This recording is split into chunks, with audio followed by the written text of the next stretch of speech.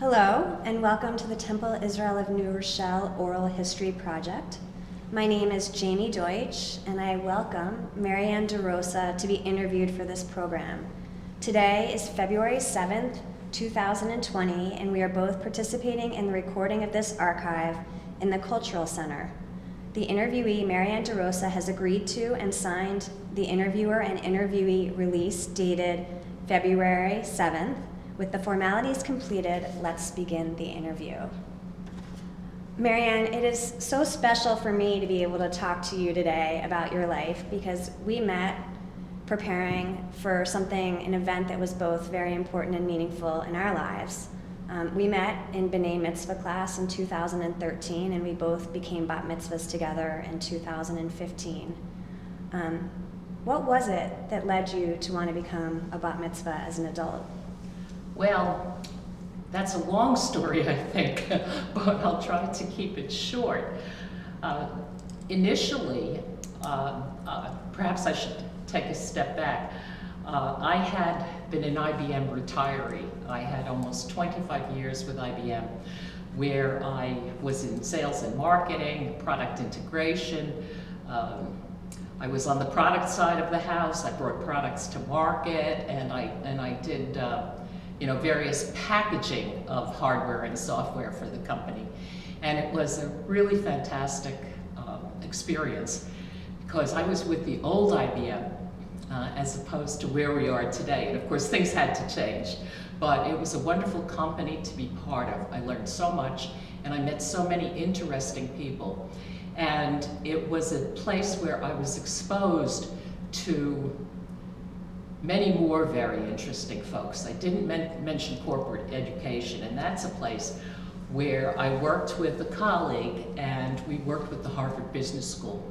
And I did that for 2 or 3 years, and I met most of the consultants from all around the country who were already thinking about the problems that wouldn't appear in the business press, say Business Week or Fortune, until 3 to 5 years later. So it was true visionaries. It was really a fascinating time, and also a time to hone how I thought. You know, I thought that when I was in high school, the Sisters of the Sacred Heart of Mary did a good job in training me to think, as of course did my father. But those were experiences along the way that made a big difference because I'm a person who always likes to learn. So what happened was I was retired from IBM. I took basically a 3-year break, and it was during that time that I started exploring. I remember reading the Tao Te Ching at least 3 times, and I went to something called the School of Practical Philosophy on West 77th Street in Manhattan, which was basically a school of transcendental meditation, which the people were wonderful. It was a very, very good experience. And I somehow met Don Miguel Ruiz in 1999. And some of our congregation might be familiar with the 4 Agreements, which has been on bestseller list for a long time. So I would say that his 4 Agreements, which I think the first one is be impeccable with your word, which really means be true to yourself. Say what you mean, right? And do what you say. And then the second one is never to take anything personally, which is really tough. And the third one is not to make assumptions. And the fourth one is to always do your best. So if you couple this kind of a style of living with what I think is right, the moral compass and the ethical grounding of the world today, the 10 Commandments, then you have a wonderful recipe for living. Yes. So I had all that behind me, and I decided to go back into consulting. And I was looking for a consulting job again. I had, after IBM, after I took my break, I worked with MetLife, and amazingly, one of the vice presidents was in my building, which was interesting. So the problem with it, I was working as a subcontractor to IBM with MetLife, and the problem was, as anyone in consulting knows, these jobs suck you up. And what you would like to have as a Part-time job. or a 9-to-5 experience, even if it's a weekly job, quickly turns into 24/7. So that's kind of where I was. I wanted to get away from all of the 24/7 business, but I was still looking at consulting.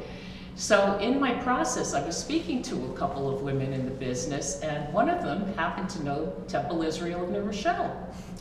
And I said to her, because interestingly enough, I actually knew people from the temple before this experience. I knew people like Thelma Fixler because she was the... Another interviewee. Well, as a result of opera, but Jocelyn Kenner's mom I knew because she was the president of the New Rochelle Arts Council.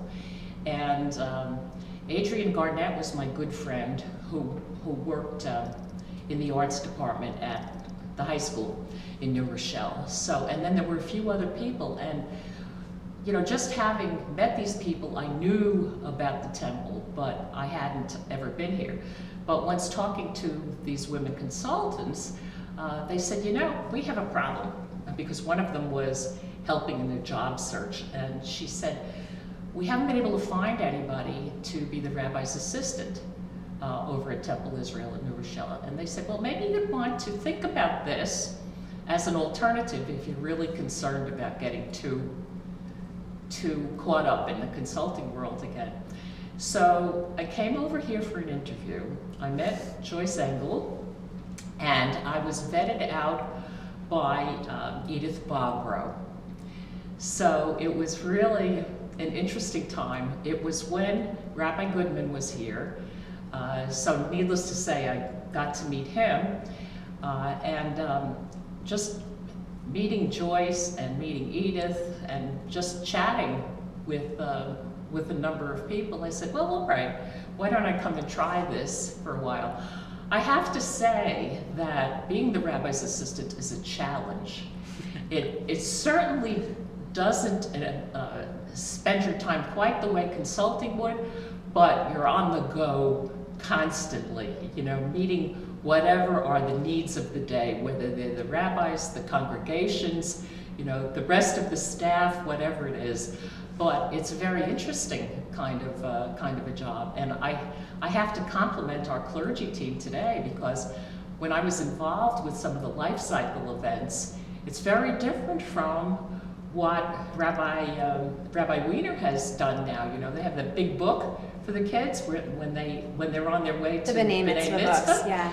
And I wish that we had something like that back then, but their aim was to make it easy for the students. Yeah. And I thought for ourselves, after having gone through it, boy, having something like that Would have been great. might have made it easier for us, but I doubt it, because I remember how nervous we all were when we got to the point of the actual. Yes, we were. But we had each other. We had each other.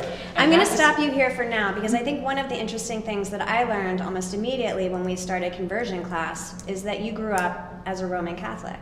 That's correct. Yes.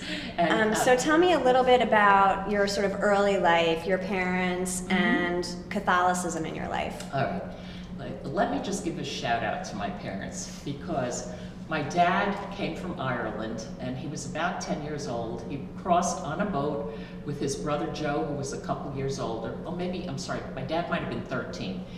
Joe was probably 15, and their sister was a couple of years younger. And somehow he must have had someone here who was helping them out.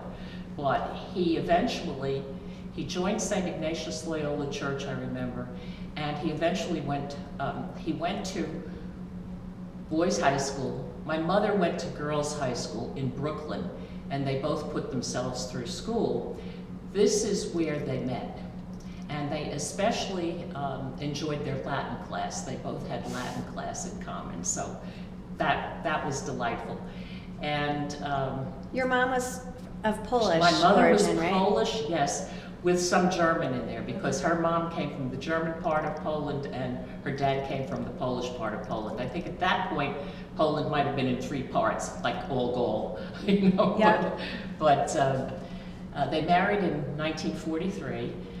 We lived Right during the war. Yes, my dad, I think, had started Fordham, but he stopped because of the war, and he was in the Army, and he had not been abroad. He got injured while he was here, so that kind of put an end to his military career with bursitis in his shoulder, and he picked up again after the war.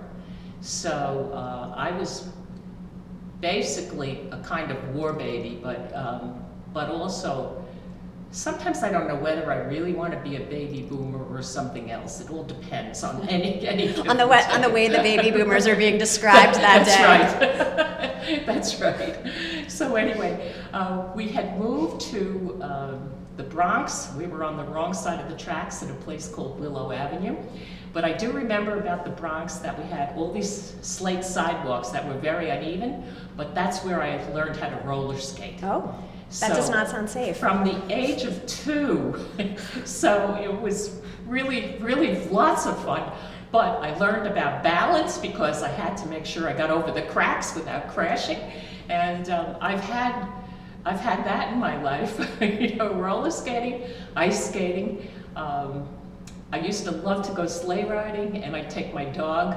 When we moved to Queens, when I was about 6, I'd take the dog and put the sleigh on her collar, and she'd carry it. She was a Cocker Spaniel. And then we'd get to a hillside in Alley Park. We were on the south side of the park, closer to 73rd Avenue. And I'd sit on the sleigh, put the dog right here, and down we would go. So I remember those times, and I remember when we first moved in there were still homes. This was when you first moved to Flushing? Yeah, no, moved to Bayside. Bayside. There were still homes under construction, so there were always puddles all over the place. And I remember my younger brother, who was 4 years younger, and our friends used to, even though we put our boots on, we were constantly getting water into the boots. We really had a terrific time sloshing around. Our parents didn't think too much of those expeditions, but at that time, kids really had a lot of freedom. And I guess you could call us latchkey kids because both my mom and dad worked, and we had our instructions as to what we were supposed to do during the day. And by and large, we were pretty good kids, but we did have the experience of children being out in the street, playing stickball, playing, what's the ball game that you play against the stoop, A wall ball? Yeah, whatever. I think Right. we called it something differently. Yeah. And I also remember the start of rock and roll. We were out on the street when the first time I heard Bill Haley and the Comets and Rock Around the Clock. All right, so those were all wonderful childhood memories. And so you went to a Catholic school and Catholic elementary yes, school? what happened is for elementary school, because we didn't have any place close, I was enrolled in a school in Flushing, St. Mary's in Flushing, where the teachers were Josephites, and I did not like these ladies.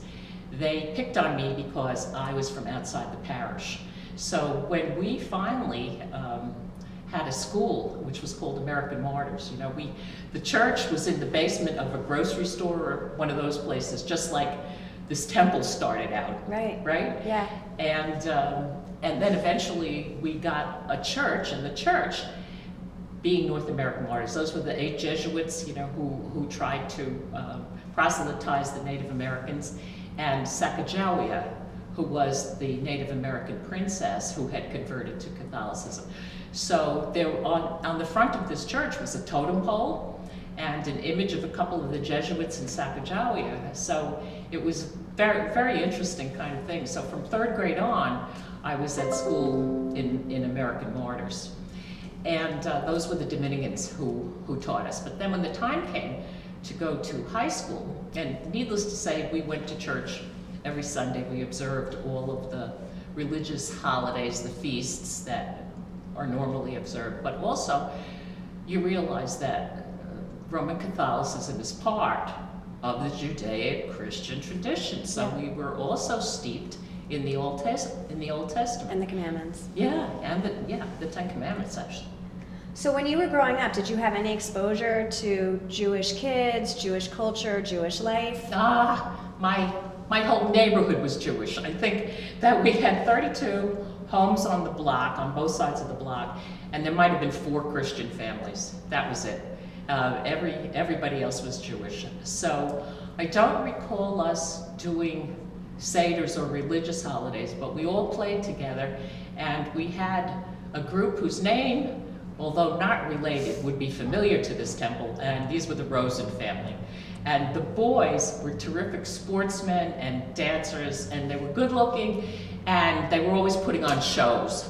So the neighborhood kids always got involved in theater via the Rosens, which was really a terrific experience.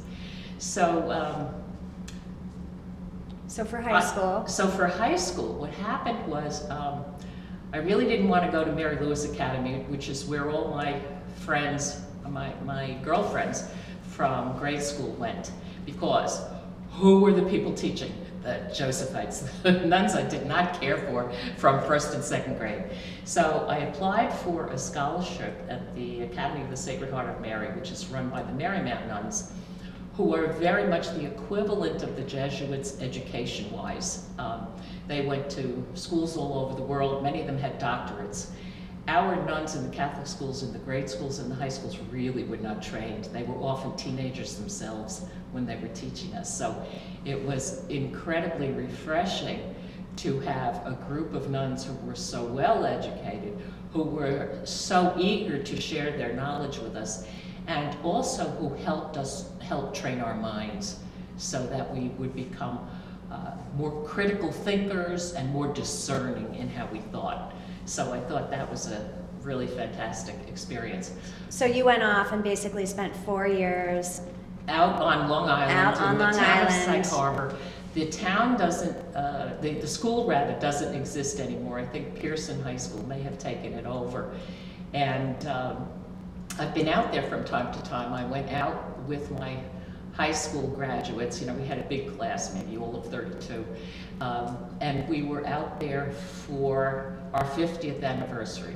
And then we decided we weren't going to reune anymore. We had, one of our main organizers had passed also, you know, so that's the thing that starts happening over time, right? So then the question became... And is that really where you sort of developed your love of learning and your critical thinking skills? No, because I would say that I owe a lot to my father for that as well, because he was, you know, constantly, if I asked him a question, he would say, look it up. You know, so he was always sending me to the books at that time. We didn't have Google, you know. Right. So I started, I think, with my dad, who exposed me to lots of learning and to classical music. So one of the things that my parents had done was they put me in ballet class because they thought it would help my coordination. It would help your roller skating. It helped my roller skating, my skiing, everything. My balance was really, really good. So I really, there was a lot that I enjoyed as I look back over those times together. And needless to say, in grade school and high school, I was also involved with theater. And in high school, we had musical events where we created our own words to somebody else's music. And when I went to college, I also belonged to the play group that was at Fordham College. And I chose Fordham because that's where my dad went.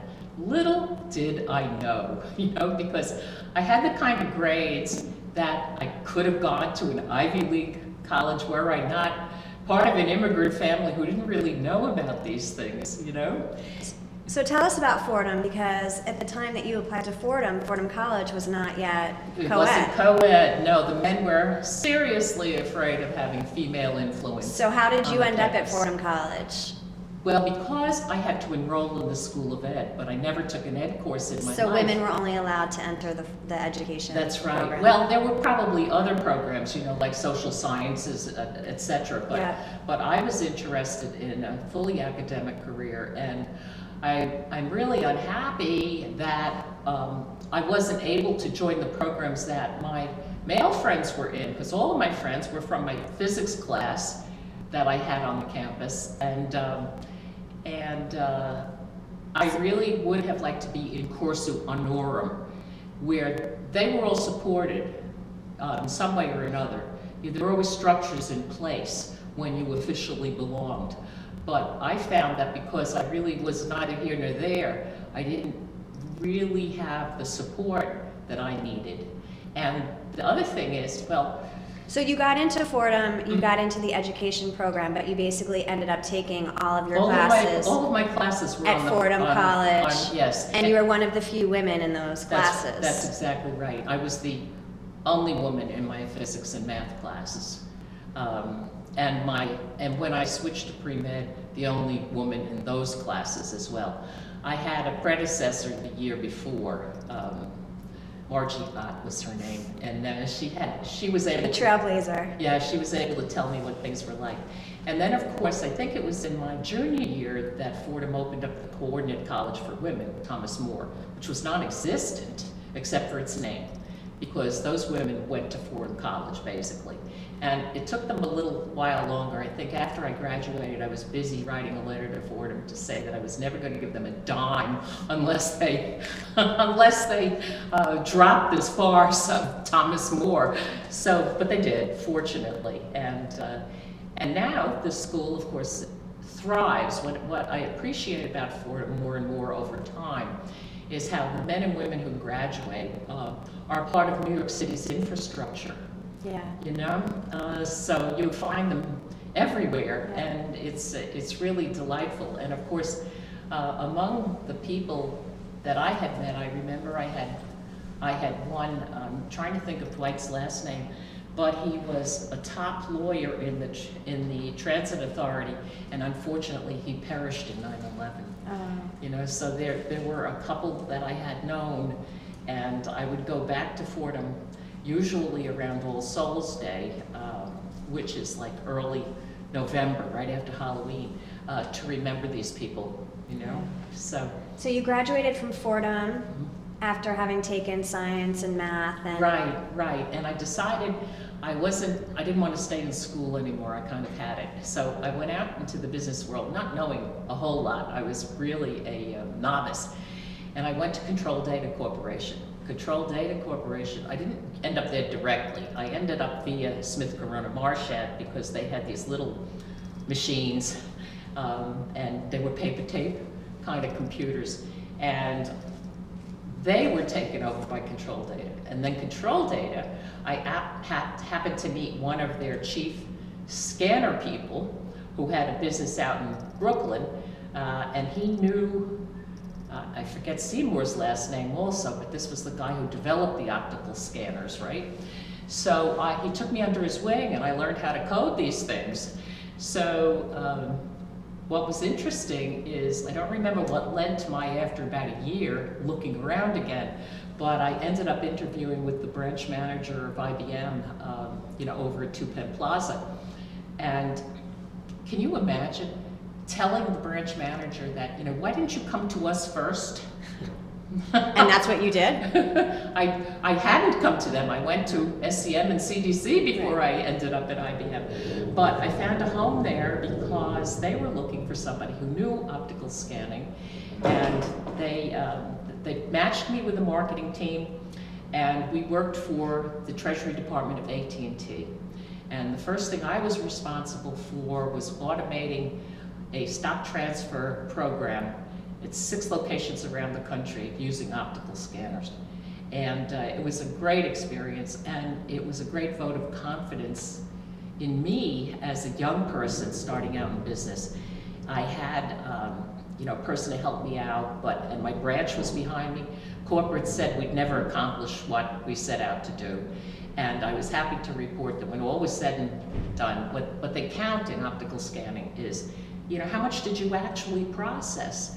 We had less than 1% of rejects. Wow. In the whole thing. And I hate to tell you how many millions of documents we had going. So it was really good. And so that was a career that spanned 25 years. You were with Yes, IBM. It started there, but it went on to lots of other things and lots of other experiences, which I totally enjoyed. One was I was a marketing manager in Houston, Texas, And I could have gone with the branch that had the oil business, you know.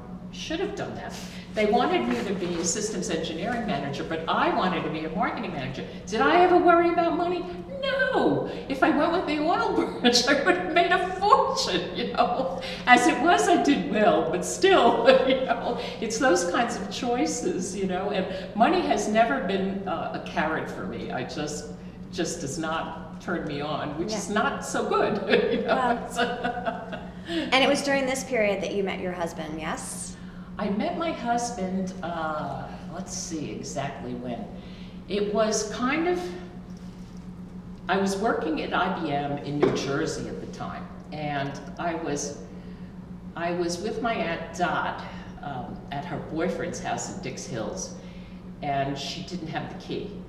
So she discovered that a neighbor across the street had the key, and that was my husband-to-be. I met him simply by accident, because at this point I was probably close to 25, 24, and all my friends were getting married, and I said, you know, I'm just probably not getting married. And I just gave up and not any idea of that. And then I met this very sweet man with whom I had 18 years before he died of lung cancer. But of course this is what happens when you marry somebody older, a lot older. You don't necessarily have a partner for life.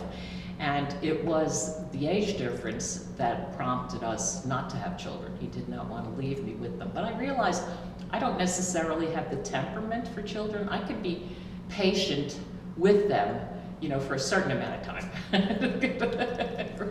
But I don't know how I would do all the time. And that's why, from my Catholic background, let me just say this, and I've often told parents this, I've realized that all those celibate saints they used to tell us were the saints, right?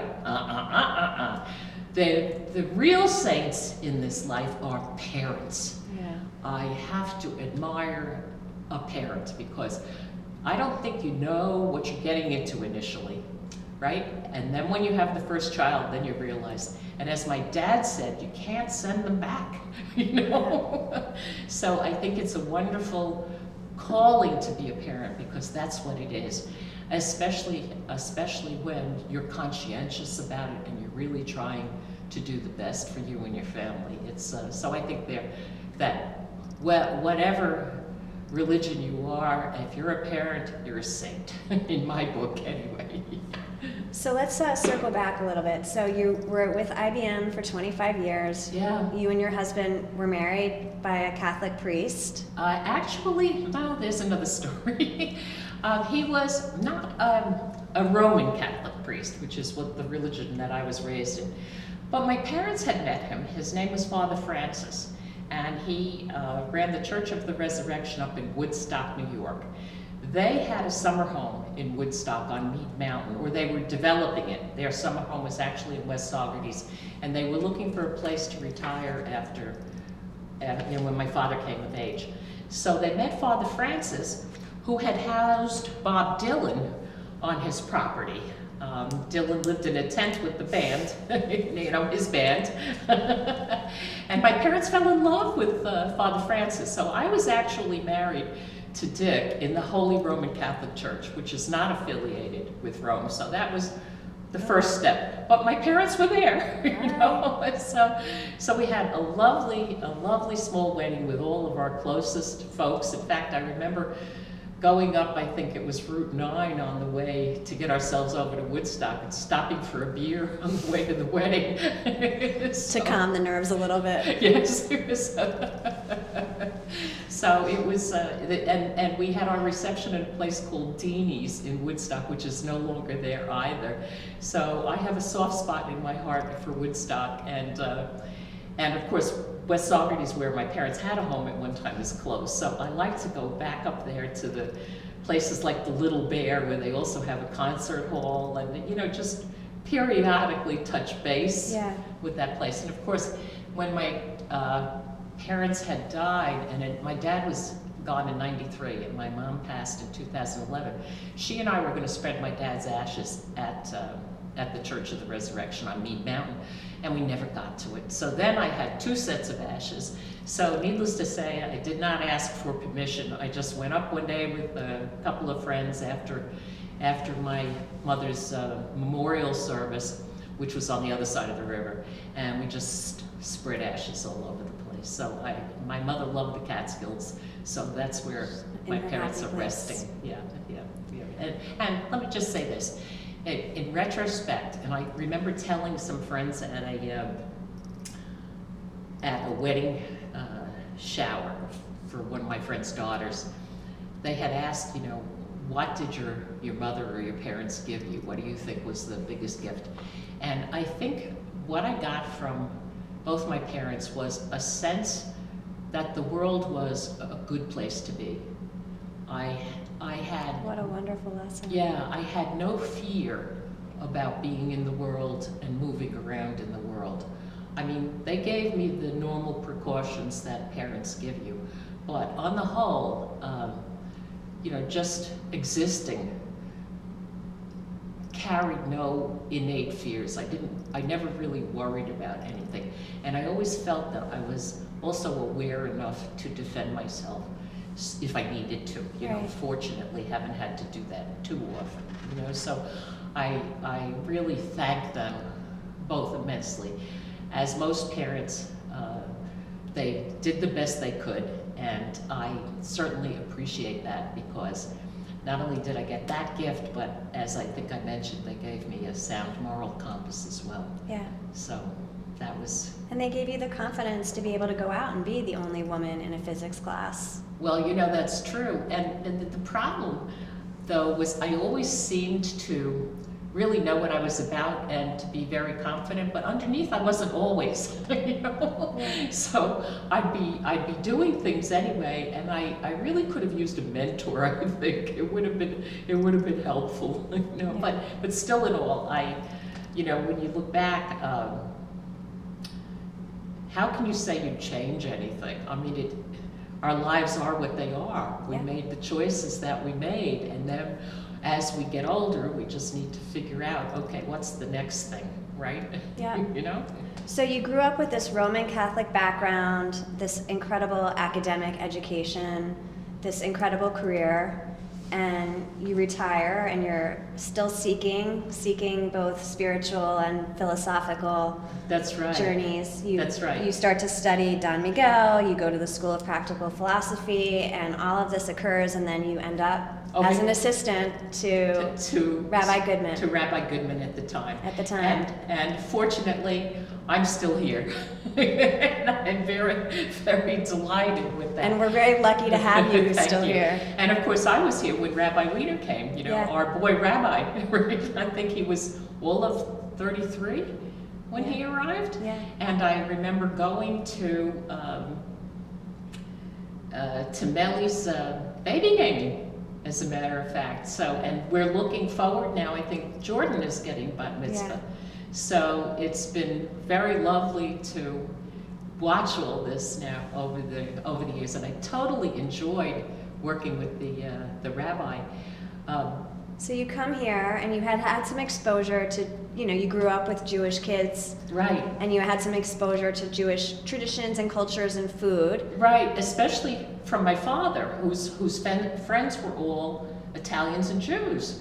And one of the first big meals I ever remember having at someone's home was when I was about 6 years old. We were in the Bronx in Little Italy, but Morris Katz, who was a friend of my dad, invited us for dinner, and we must have had a 4-hour meal, and I don't remember everything we had, but it was wonderful, Yeah. So, totally enjoyed that.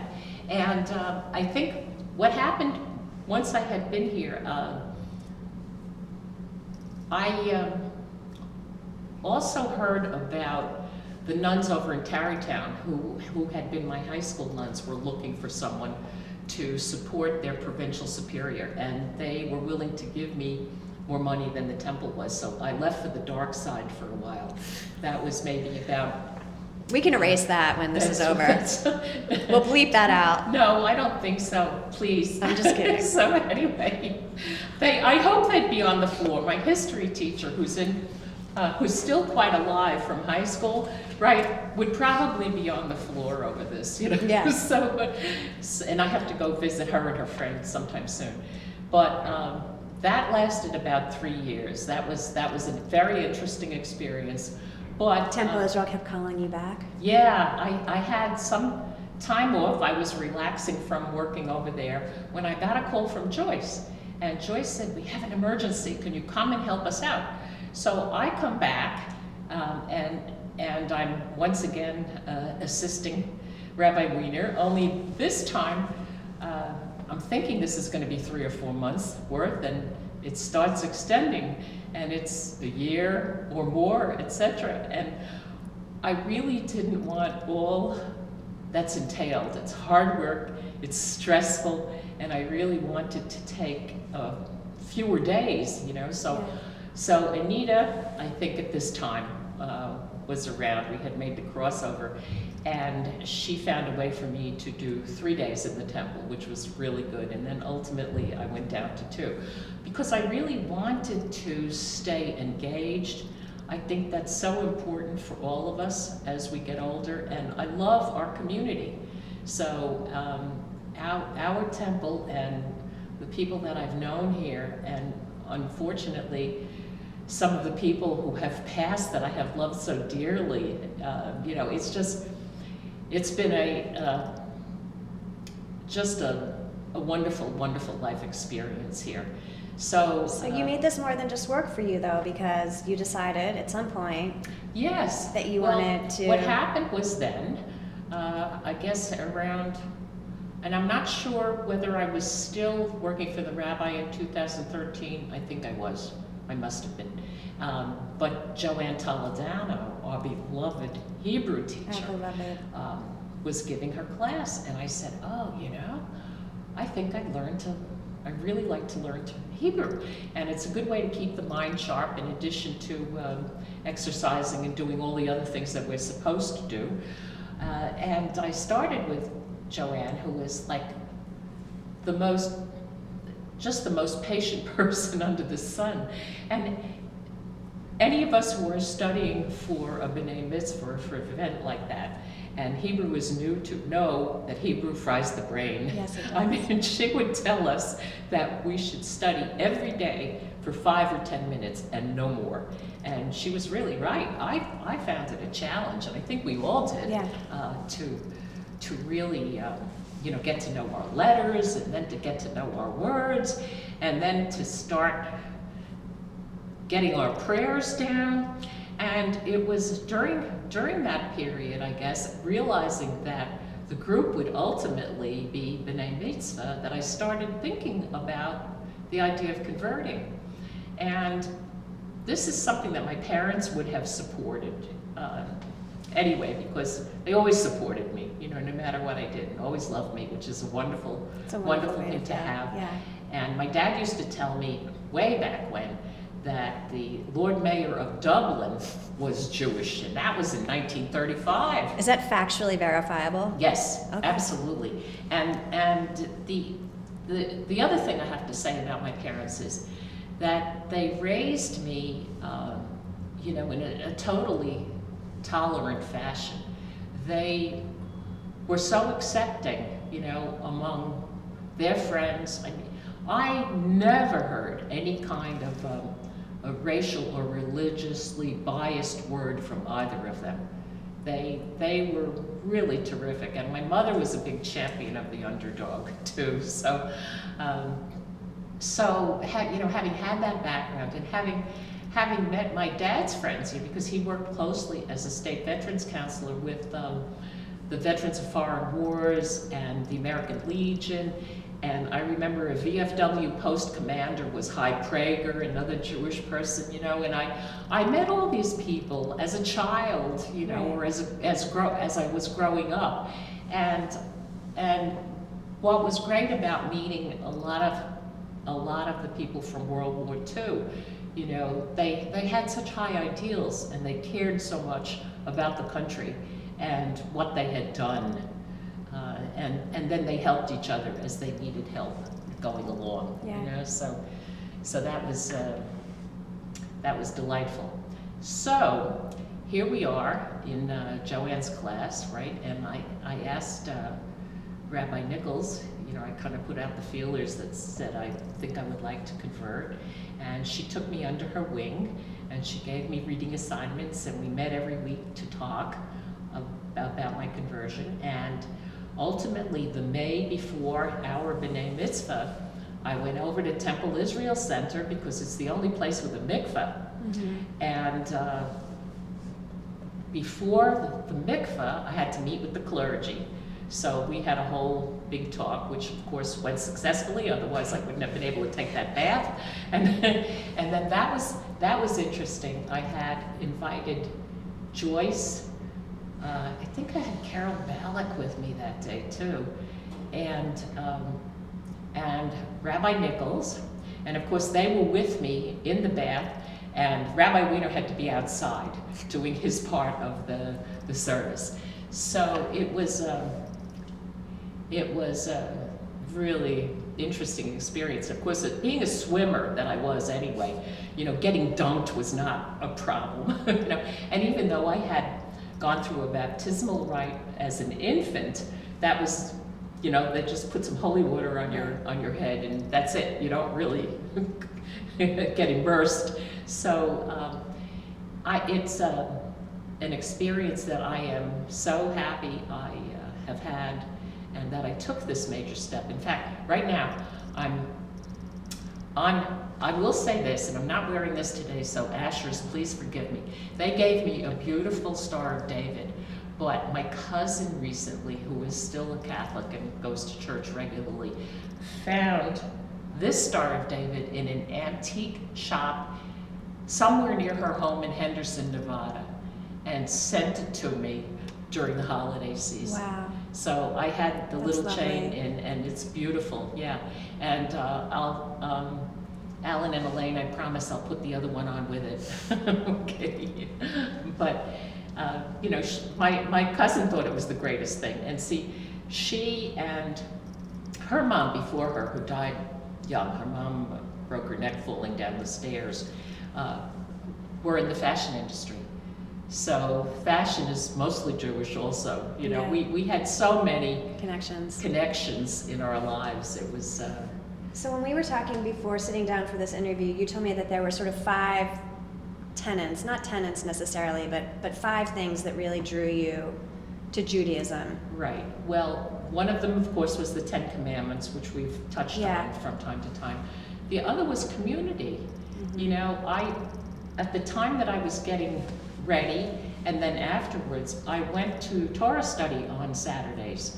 And I loved the group, and I still love the group. Every once in a while, I get back over there. And it's a place where, you know, all of our people are intelligent people, and listening to them agree and disagree is really neat. And it's not just, you know, the jokes that they tell about, you know, 3 Jews on an island kind of thing. Okay, so you have 20 in Torah study. Right. You know, it may be close to that. But the conversations were always very respectful with each other. Everyone could have different opinions about something, but everyone would always contribute, whether it was to the reading or the conversation or something else we got to, but I totally enjoyed it. And as I had become familiar with the congregation over time as well, I found there was such warmth and love, concern,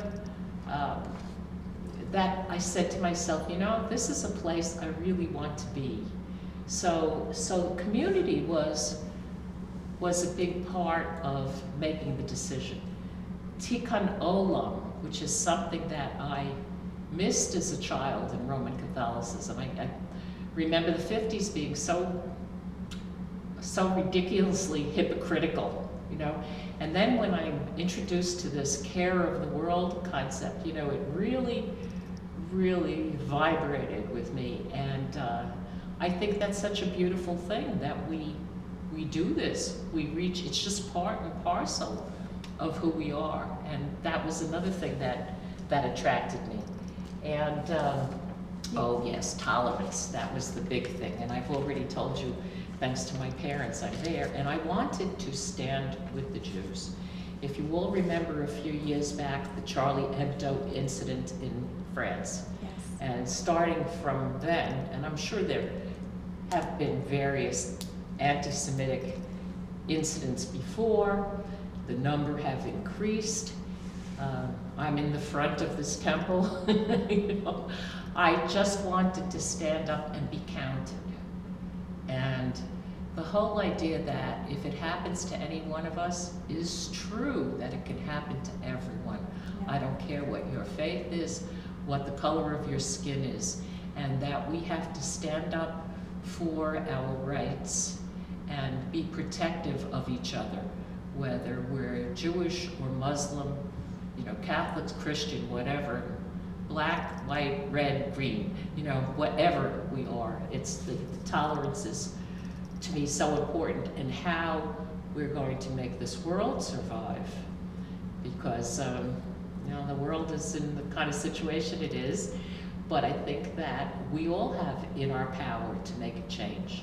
And unfortunately, our news media always dwell on the rotten parts. And we have to remember that there is so much every single day that happens in the world that is good. That's the lesson that you got from your parents. I'm sorry? That's the lesson you got from your parents. I think that's true, you know, Yeah. but I also believe in a larger sense it is true. Yeah. And that's how people of good faith proceed. All right? They don't run around like Chicken Little. They start figuring out what is it that we can do to make it better. So the tolerance aspect was really good. And you can't forget the food and rituals. Yes, my mother used to make latkes, only she called them potato pancakes. so I'd been eating those, and I think I have been a visitor to Katz's Deli since I was a kid. So I used to eat blintzes, and then we had a wonderful Jewish bakery in Bayside called Adrian's, and their motto was "Butter makes the difference." That should be everyone's motto. That would resonate with our temple also. Yes. And my dad always used to pick up jelly donuts and custard donuts and, you know, various things there. So, and over the years I have started acquiring Jewish cookbooks. You know, I watch out for some of them. Some of them, the Sephardic ones are extremely interesting, I think, and I haven't. Oh, I have been. I remember I was at an architect's home whose wife made Sephardic dishes, you know, so I really enjoy cooking. I haven't had as much time to do it now, especially since I took on the role of president of White Plains Beautification Foundation, that I had no idea quite what this was going to mean, nor what a steep learning curve I would have. I was inducted, I guess, in the middle of June or so, and here we are into, that was June of 2019, here we are February of 2020, and I'm still learning. It's really amazing and a lot more work than I had expected, and of course it's a volunteer job, Yes. completely volunteer job. So my big challenge is how to keep an organization where we are all aging out going, doing the wonderful things it's been doing for the city of White Plains for the past 55 years. Well, I can't imagine it being in better hands than yours. So. Well, thank you so much. I really appreciate So that. I think we're going to wrap up, but I did want to give you, if there's anything else that you wanted to share before we end the interview. Right now, my head is full, and I think we've probably touched upon almost everything. And all I can do is thank you, Jamie, you know, for being my mate, you know, along with our other women when we went to the B'nai Mitzvah, because it's a bond that I think we will all share forever. Absolutely. And thank you, Mia, for doing the technicals, all right? I love you and Amy, you know that. You're welcome. Right? We love you too. Yes, and let me thank the temple and the congregation for this project. All right, thank you so much for sharing your story. I'm so glad that we've been able to tape it. You're welcome.